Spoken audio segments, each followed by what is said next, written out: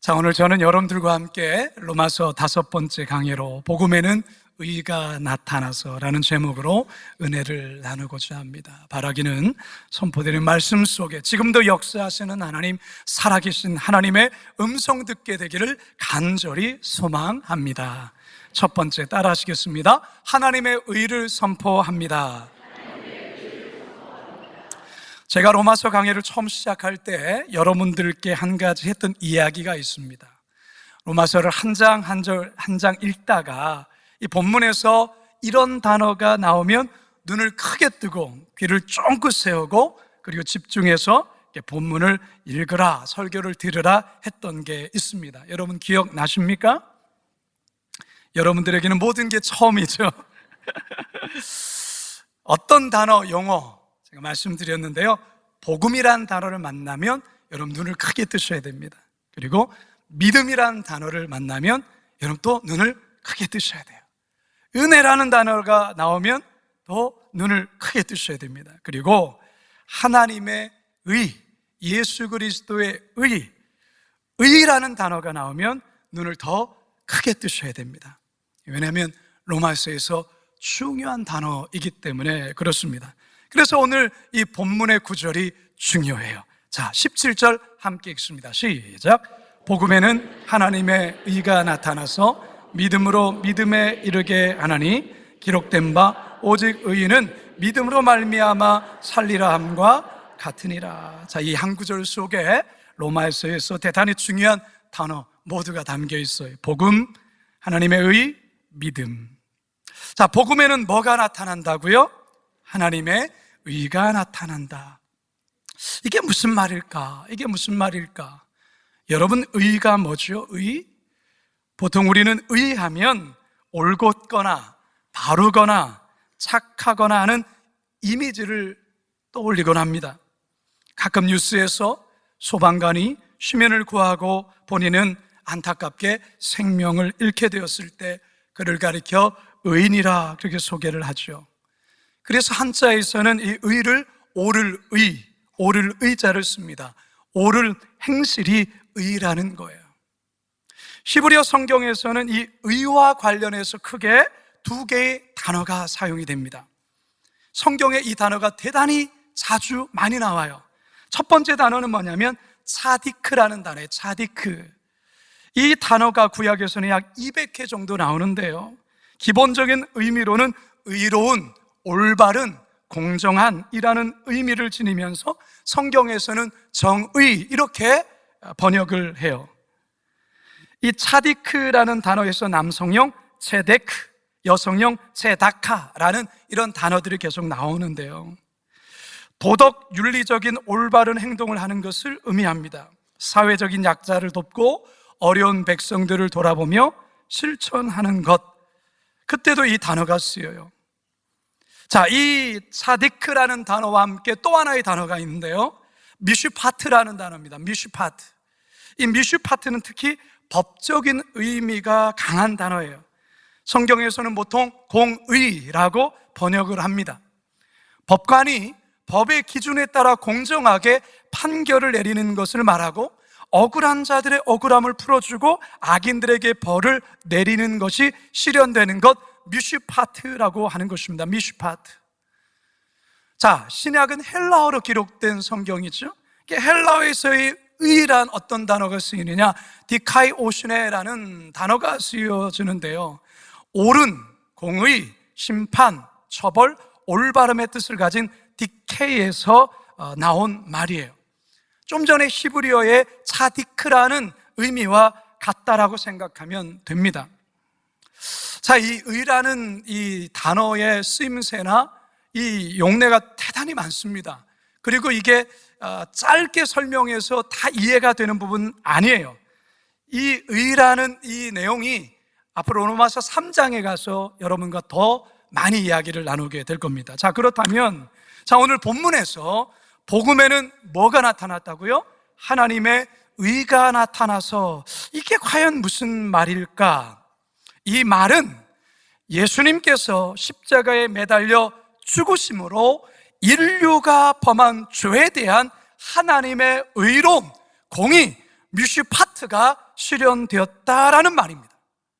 동시에 예수님이 우리를 대신해 십자가의 죽으심으로 영원히 형벌 받아야 될 인간에 대한 하나님의 차디크, 정의가 실현되었다라는 말입니다. 그 결과로 우리에게는 무엇이 주어졌느냐? 구원이라는 게 주어졌다라는 거. 구원이라는 줄.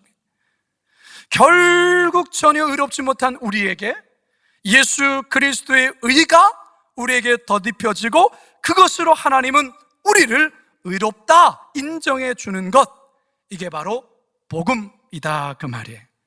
기독교에서는 이것을 칭의라고 합니다. 칭의, 의롭다 칭해준다, 의롭다 여겨준다, 칭의. 아주 대단히 중요한 용어인데요, 전혀 의롭지 않은 우리들을 의롭다고 여겨주시는 이 같은 사실이 바로 복음에 담겨 있다라는 거예요. 의로는 의로운 행위를 한 적이 없어요. 그런데 하나님께서 우리를 의롭다 여겨준다라는 것입니다. 왜요? 무엇 때문에요? 예수 그리스도의 십자가 복음 사건으로 우리를 의롭다 칭해 주신다라는 거예요. 따라서 복음에는 이토록 놀랍고 귀한 비밀이 담겨 있습니다.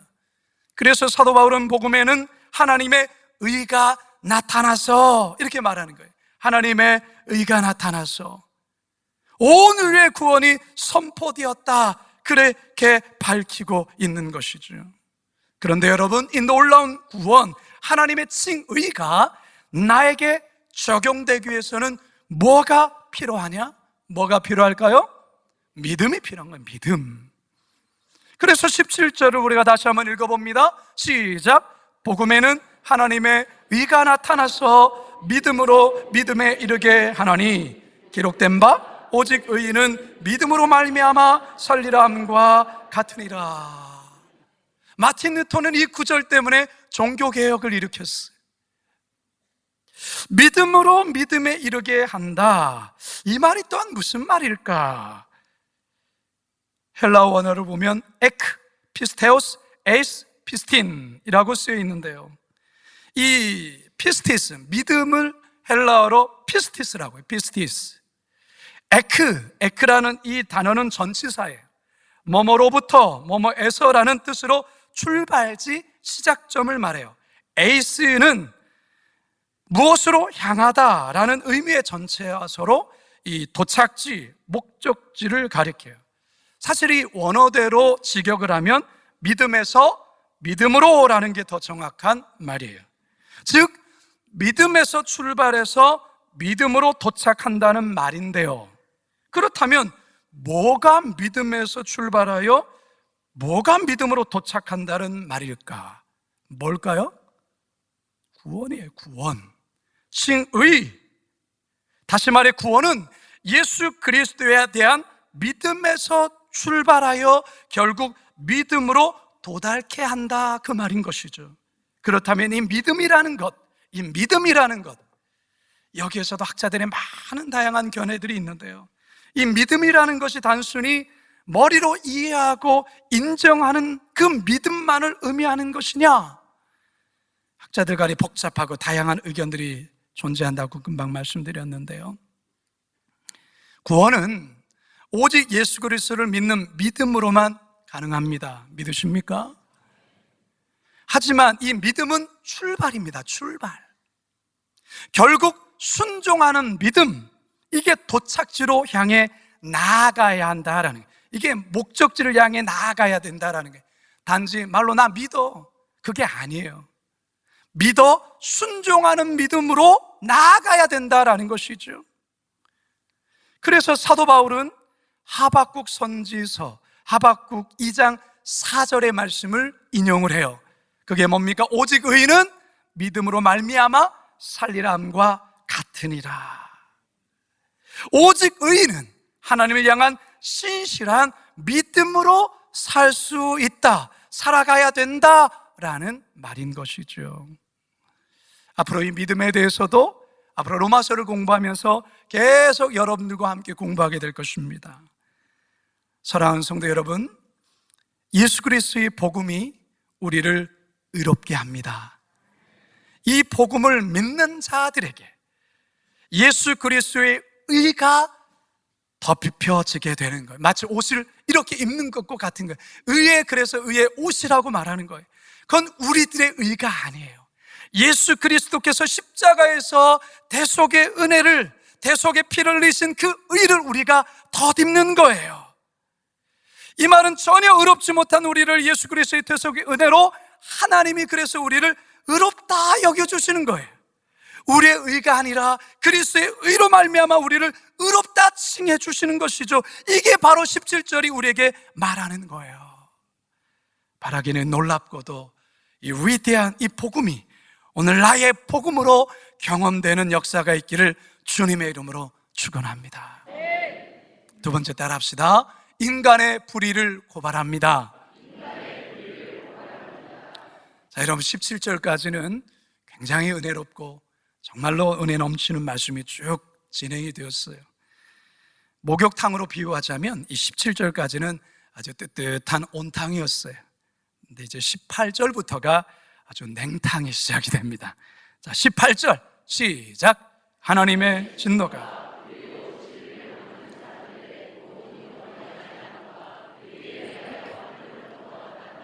아멘. 전혀 의롭지 못한 죄인들을 예수 그리스도의 복음으로 인해 하나님이 의롭다 여겨주시고 오직 믿음만으로 구원을 주신다는 이 놀라운 선언이 있고 난 직후 분위기가 180도 확 달라져요. 그러면서 나오는 단어가 뭡니까? 하나님의 진노, 그리고 불의, 뭐 이런 내용들이 나와요. 불의를 저지른 인간에 대해 신랄한 고발이 이제 구체적으로 이제 나오게 됩니다. 19절에서 21절 시작. 이는 하나님을 알만한 것이 그들 속에 보임이라. 하나님께서 이를 그들에게 보이셨느니라. 창세로부터 그의 보이지 아니하는 것들 곧 그의 영원하신 능력과 신성이 그가 만드신 만물에 분명히 보여 알려졌나니 그러므로 그들이 핑계하지 못할지니라. 하나님을 알되 하나님을 영화롭게도 아니하며 감사하지도 아니하고 오히려 그 생각이 허망하여지며 미련한 마음이 어두워졌나니. 뭔가 분위기가 좀 심상치 않죠? 무겁죠? 솔직히 인간은 하나님의 은혜를 입을 수 없는 철저한 죄인이며 하나님의 진노를 받아 마땅한 존재다라는 것을 말하고 있는 거예요. 그러면서 구체적인 이유를 이제 나열하는 거예요. 왜 우리가 하나님 앞에서 철저한 죄인인가? 왜 진노받아 마땅한 불의한 인간인가? 그 이유가 무엇인가? 첫 번째, 하나님을 알만한 것들이 모든 사람에게 분명히 있음에도 불구하고 하나님을 전혀 모른 척하며 산다라는 그 이유입니다. 그렇기 때문에 하나님을 영화롭게도 하지 아니하고 하나님께 감사하지도 아니하고 오히려 허망한 생각과 미련한 마음에 사로잡혀서 어둠 속에 살아간다라는 것이죠. 이게 바로 불의한 인간에 대한 고발이라는 거예요.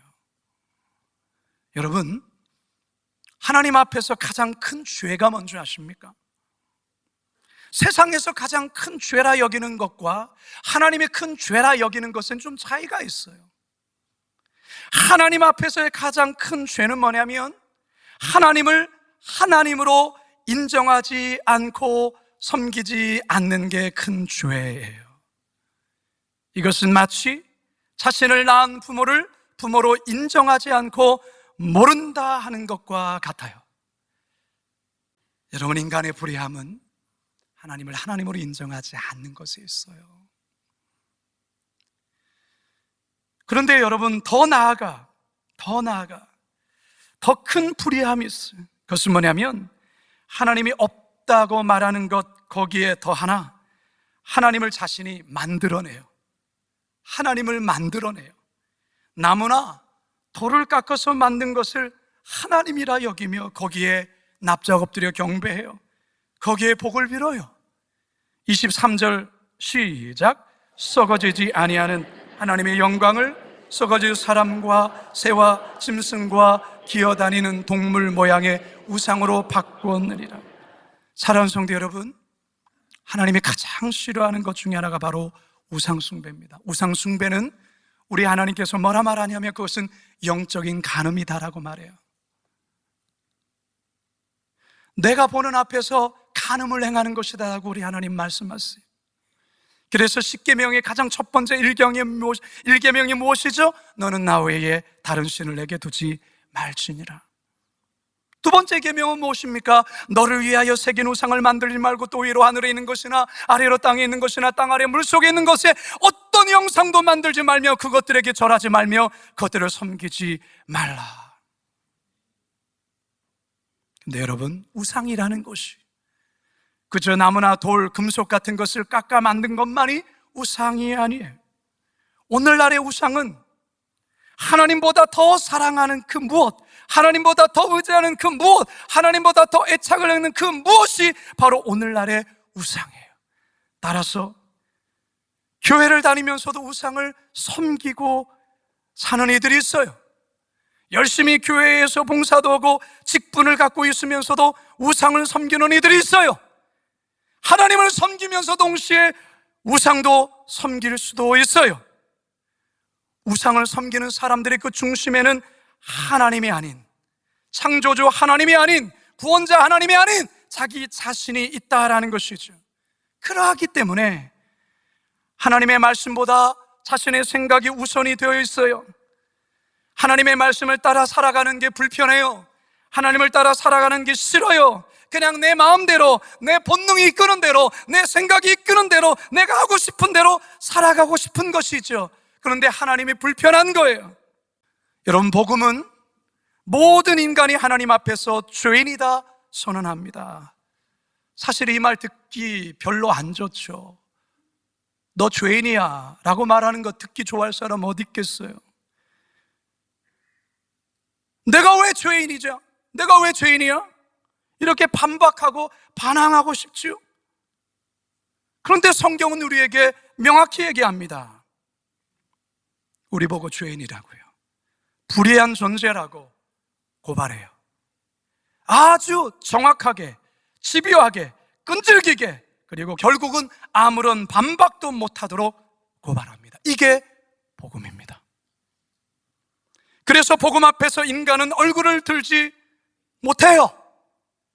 그렇기 때문에 어떤 측면에서 복음은 대단히 잔인하기도 합니다. 하지만 진정한 복음의 역사는 복음을 통해 나의 철저한 불의함을 확인하고 그것을 보고 화들짝 놀라며 그 복음 앞에서 철저히 자신이 무너져야 되는 경험을 해야 되는 거예요. 그래서 복음 앞에서 아파야 하는 거예요. 복음 앞에서 철저히 부끄러워져야 되는 거예요. 그리고 자신의 죄인됨을 인정해야 되는 거예요. 그래야 삽니다. 바라기는 이 시간 선포되는 복음 앞에 나의 불의함을 철저히 발견하시고 또한 복음을 통해 죄 사함의 은혜를 얻게 되시길 주님의 이름으로 축원합니다. 마지막 세 번째 따라할까요? 무서운 심판을 예고합니다. 여러분, 하나님은 사랑의 하나님이세요. 여러분 믿으시죠? 하나님은 용서의 하나님이세요. 그리고 하나님은 우리를 향해 오래 참아주세요. 오래.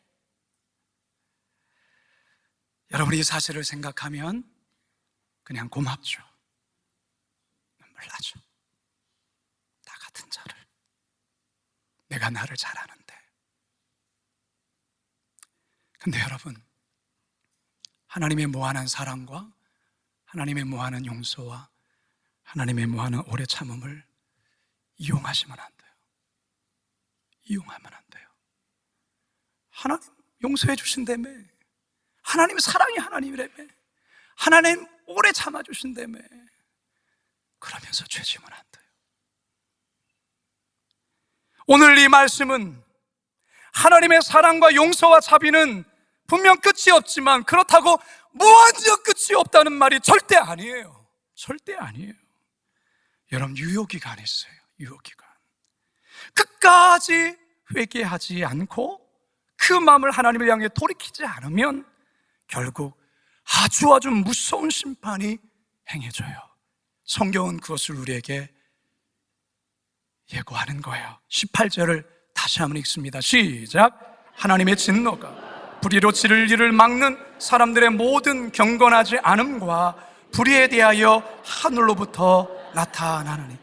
여러분, 복음은요 동전의 양면과도 같아요. 두 개의 메시지가 항상 함께 작동을 합니다. 한 면에는 하나님의 사랑을 얘기하죠.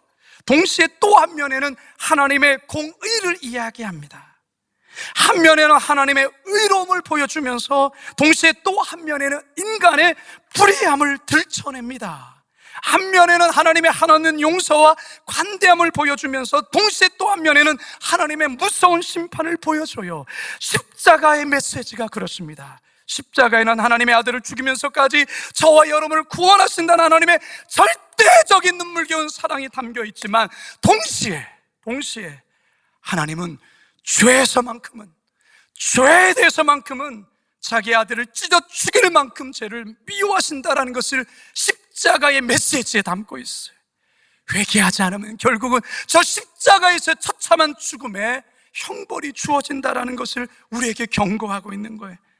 따라서 여러분 기억하셔야 됩니다. 기억하셔야 돼요. 요한복음 3장 18절 시작. 그를 믿는 자는 심판을 받지 아니하는 것이요 믿지 아니하는 자는 하나님이 독생자 이름을 믿지 아니함으로 벌써 심판을 받은 것입니다. 3000년 전에 솔로몬 왕은 전도서를 통해서 또한 이런 말을 하죠. 청년이여 내 어린 때를 즐거워하며 내 청년의 날들을 마음에 기뻐하여 마음에 원하는 길들과 내 눈이 보는 대로 행하라. 그러나 하나님의 이 모든 일로 말미암아 너를 심판하실 줄 알라. 그런즉 근심이 내 마음에서 떠나게 하며 악이 내 몸에서 물러가게 하라. 성도 여러분, 여러분에게는 십자가가 어떻게 보이십니까? 저 십자가에는 하나님의 의가 있어요. 하나님의 의. 하나님께서 우리를 의롭다 칭해 주시는 칭의가 담겨 있어요. 그러나 그것이 우리에게 주어지기까지 저 십자가에서 하나님의 아들이신 예수 그리스도가 처참하게 찢겨 죽이셨어요. 죽음을 당했어요.